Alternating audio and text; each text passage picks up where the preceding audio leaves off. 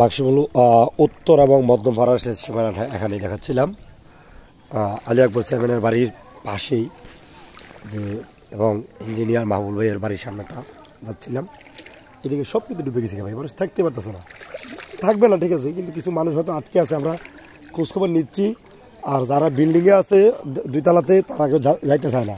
তো মোটামুটি এই স্থানগুলোতে আমরা লোক নিয়ে গেছে অনেকে, এগুলোতে আর লোক নাই বললে চলে। যার যা আস্তে আস্তে কিন্তু চলে গেছে, এটা নিয়ে ইনশাল্লাহ আর কোনো টেনশন করবেন আপনারা কেউ, ঠিক আছে। আমরা যারা মনে করছি যে আটকে আছে, কেউ আর কিন্তু আটকে নাই, সবাই মোটামুটি নিরাপদ স্থানে চলে গেছে।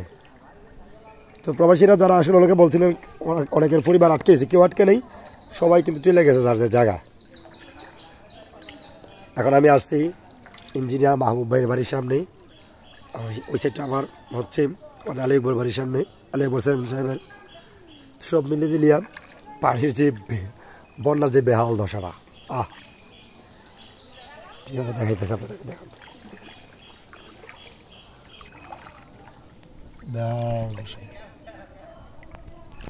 দেখেন ইঞ্জিনিয়ার বাড়ির সামনে,